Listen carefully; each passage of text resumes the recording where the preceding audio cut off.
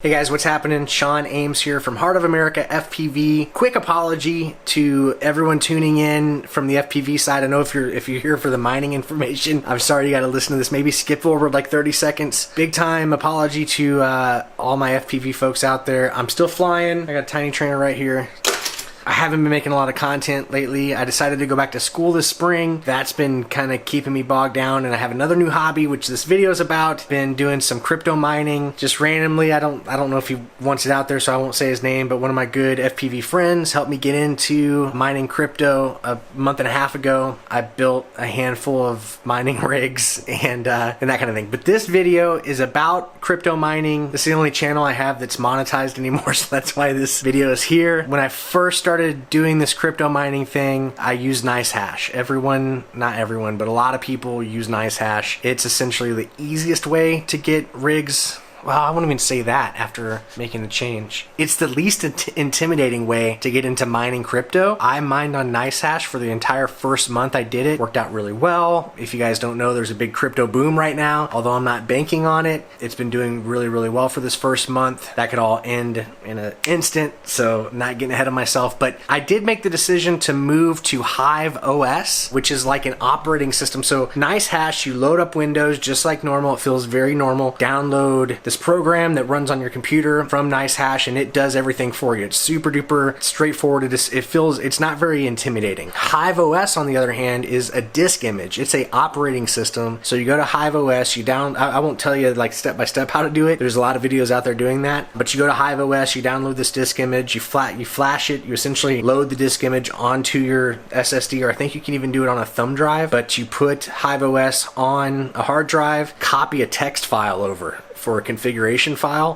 Like I said, go find other videos on how to switch to HiveOS. It ended up being super duper easy. The reason I did it is because I was having some stability issues with a couple of my rigs, and I switched over to HiveOS, and it's been super good. I am seeing that I'm having some stale shares every now and again from one of my rigs. I think it's like connection issue, networking issues, but the rigs have been super duper stable. When I first loaded them up, I had to do some power cycles to get them all kind of going, but I'm 2 days into HiveOS now, and I went back and calculated. I have two cards, the one in my personal computer and then the one in my daughter's gaming computer. I've got a 3080 and she's got a 1070 in hers, so I have them mining on NiceHash because obviously we got to run Windows on a gaming computer, so like when we're not gaming, they're mining. But I still have some NiceHash going, but I went back and I looked at the last 5 days prior to taking, because we have a week's worth of data easily accessible. So I looked at the 5 days before I switched, and I got my average, and then I took what the two cards made on NiceHash and combined that with what I made on HiveOS. I'm mining Ethereum with Ethermine and the Phoenix miner. I had a 37% increase in the amount of BTC that I mined. I know I'm on HiveOS, I'm actually mining Ethereum, but the BTC equivalent, I had a 37% increase over the last 2 days compared to what I had over the 5 days prior. Now, the last couple of days, crypto market has been super volatile, which means there's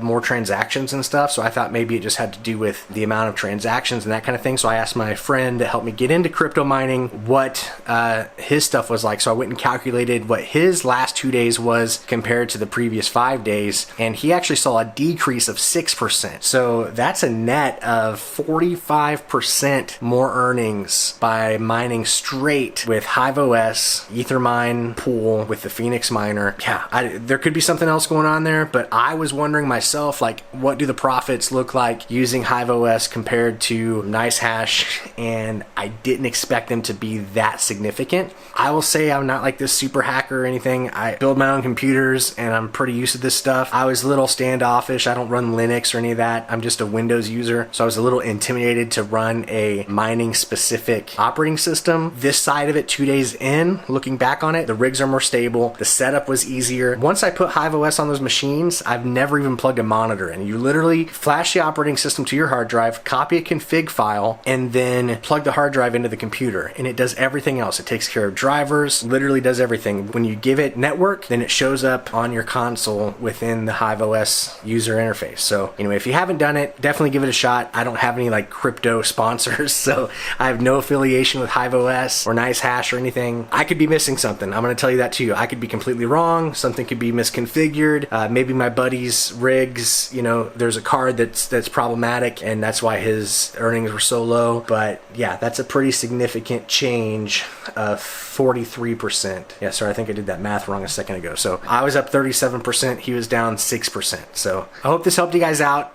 If it did, I might put an Amazon link in the description of this video of something I bought for mining. If you got questions about it, feel free to hit me up. There was a lot of people that helped me get into it, and if I can help someone else, that'd be great, but it's risky. I still don't know if I regret it or not, so leave some comments on this video, and we'll catch you next time on Heart of America FPV.